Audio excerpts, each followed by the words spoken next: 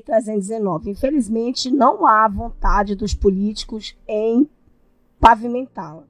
Com a queda das pontes daqui, a vida ficou difícil, principalmente para quem não tem dinheiro. São horas e horas para ir até o posto de saúde. Não conseguimos escoar nossa produção com eficiência. São inúmeros problemas. Chico Preto, nós moradores estamos pedindo socorro. Quem fala é o João. João, vamos lá. E eu acho que as pessoas já perceberam que eu tenho um cacuete de explicar as coisas em detalhes. Por quê? Um dia eu já fui professor. Professor tem essa história, né? O aluno faz uma pergunta e ele vai explicar nos detalhes para ter certeza de que a pessoa entendeu, né? Eu não costumo responder tudo assim de maneira muito curta, não. Eu sou um pouco mais detalhista. Mas vamos lá. A BR-319, ela é a principal via de escoamento. É a via que liga Roraima e o Amazonas ao resto do Brasil.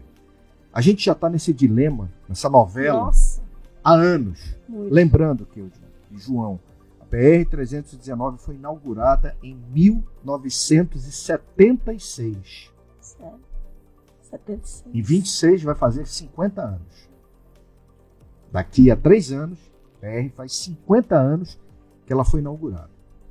A gente está em 2023 e já há alguns anos o Amazonas tenta convencer o governo federal de que essa via precisa ser resgatada, precisa ser recuperada. Ela, por algumas razões, ela se perdeu ao longo dos anos, a partir de 1976. Ela se perdeu. Falta de manutenção, falta de cobrança política. A gente hoje tem uma via que no verão a gente consegue passar por ela, mas no inverno é complicadíssimo. Quem não se lembra daquela situação que a gente viveu em 2021, no auge, né, daquele pico da pandemia, e se tentando trazer oxigênio pela BR-319. Aqueles caminhões com oxigênio líquido, eles vieram pela BR-319. Eles poderiam chegar em Manaus em 5 dias, demoraram 15 dias, por conta das condições péssimas, absurdamente ruins de tráfego na BR-319. Então, a BR-319 ela é uma pauta política do Amazonas. Do Amazonas e diretamente de Roraima. E por que também não dizer de Rondônia? Lembrando que Rondônia manda muito produto para cá. Peixe, por exemplo. Rondônia entope Manaus com seus peixes. Então, a BR-319 ela é estratégica para Roraima, Amazonas e para Rondônia. O João mora em Altazes. Aquele trecho ali está asfaltado. Mas quando chega do 250, né, do 198 mais precisamente, até o quilômetro 655, que é onde já começa a entrada para Humaitá, todo esse pedaço de chão aí, todo esse estirão, ele está no barro. E é por isso que a gente está lutando, para que haja o asfaltamento, a recuperação por inteiro desses do 198 até o 155, até o 655. Então, João, a queda das pontes foi uma fatalidade e a gente procura saber hoje, a Assembleia precisa passar a limpo isso, saber o porquê da falta de manutenção nessas pontes que são super importantes, enfim, para o tráfego. A ponte caiu, eu passei lá recentemente, o DENIT está fazendo o trabalho de recuperação, não é tão simples, mas o DENIT está trabalhando. Poderia ser mais rápido,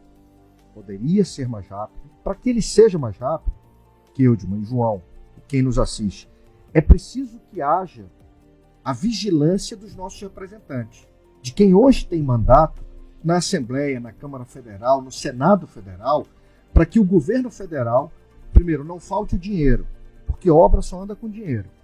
Se parar o dinheiro, a obra para. Então, que não falte o dinheiro. Segundo, que com o dinheiro colocado, o ritmo da obra também não sofra nenhum tipo de passo lento. A obra tem que ser rápida, né? Tem que ter o pagamento na hora certa para que a empreiteira possa concluir. Isso depende muito de vigilância política. 3 senadores, 8 deputados federais, 24 deputados estaduais do Amazonas precisam estar atentos e colocando isso como uma pauta constante, sabe, dos seus mandatos. Porque não dá, Kildman, para falar hoje da BR-319 e só falar no que vem de novo, quando de repente uma ponte cair. Então a gente precisa estar falando da BR já. E agora, o momento que a gente tem na BR, para que você entenda, o João entenda também, é o seguinte. A gente tem um governo federal, foi eleito agora no último ano, e entrou em janeiro. E um governo federal que está falando em cancelar a licença prévia daquele trecho conhecido como trecho do meio. A licença prévia, que é a licença para fazer os projetos, para fazer a obra, foi dada no governo passado. Já foi uma vitória. A autorização para fazer a obra. Tá? Autorização para fazer a obra. Bacana?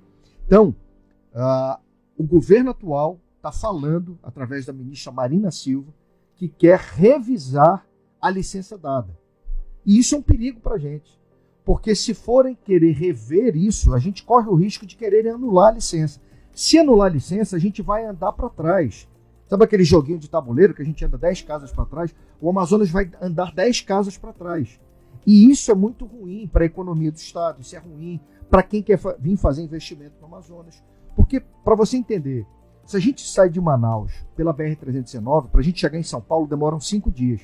Se a gente sai de Manaus por cabotagem, pegando balsa e depois pegando a rodovia lá em Belém, são 15 dias para chegar em São Paulo. Então veja qual é a diferença da BR-319.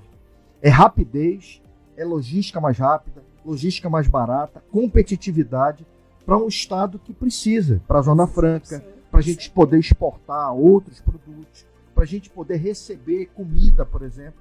A comida que chega pela BR-319 ela é muito mais rápida. Mais barato, mais rápido. Então, o que está acontecendo hoje, João, Kildman, quem nos assiste? É que a gente está com a BR-319 ameaçada pelo governo que está aí. Ponto.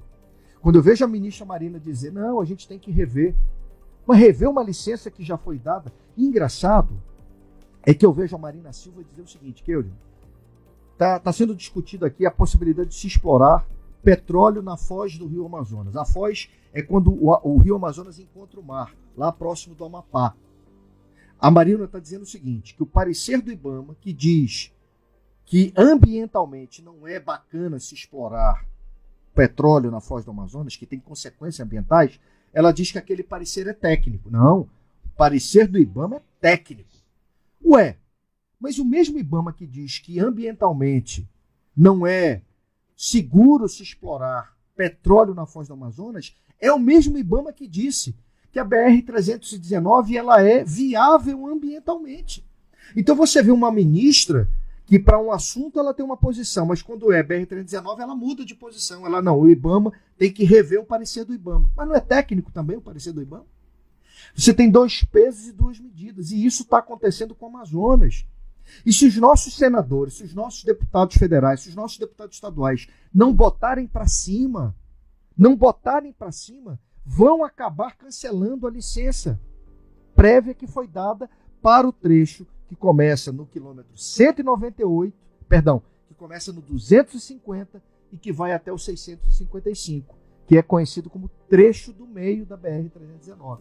A gente já tem licença, tem que avançar sobre os projetos de recuperação, mas a gente vê agora o governo federal, através da ministra Marina Silva, ameaçando o Amazonas e as suas pretensões de recuperar a BR-319. Então, esse é um assunto que mexe comigo e certamente com muitas pessoas, porque a gente está vendo o governo federal já dando 2 pauladas seguidas no Amazonas. A primeira, não colocar a BR-319 no PAC.